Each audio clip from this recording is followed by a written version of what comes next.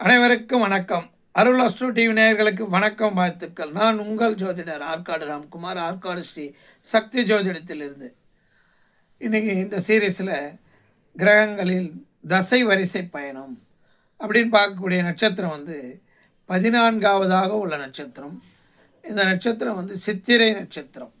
இந்த சித்திரை நட்சத்திரத்தின் அதிபதி செவ்வாய் பகவான். இந்த நட்சத்திரம் ஒரு உடைபட்ட நட்சத்திரம். இந்த உடைபட்ட நட்சத்திரம் எந்தெந்த பாதங்கள் 2 ராசிகளில் வரக்கூடிய நட்சத்திரம். முதல் 2 பாதங்கள், 1ஆம் பாதம் 2ஆம் பாதம் கன்னி ராசியிலும், 3ஆம் பாதம் 4ஆம் பாதம் துலா ராசியிலும், சுக்கிரன் வீடான துலா ராசியிலும், புதனின் வீடான கன்னி ராசியிலும் அமையப்பட்ட நட்சத்திரம் செவ்வாயினுடைய நட்சத்திரமாகிய சித்திரை நட்சத்திரம். அப்போது இந்த நட்சத்திரத்திலே பிறப்பவர்களுக்கு செவ்வாயின் குணமும் புதனின் அம்சமும் இருக்கும். சுக்கிரனின் அம்சமும் செவ்வாயின் குணமும் பொருந்தியவர்களாக வருவார்கள். அப்போ 2 நட்சத்திரத்தில் பிறப்பவர்களுக்கும் ஒரே தசையாக முதல் தசை செவ்வாய் மகா திசையே முதல் தசையாக இருக்கும்.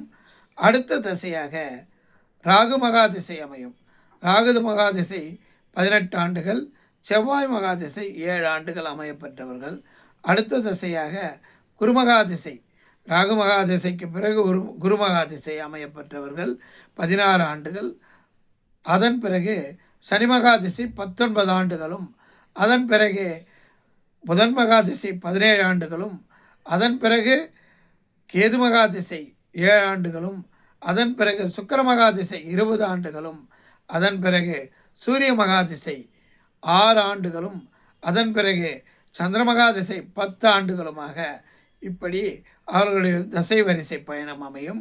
நன்றி, வணக்கம்.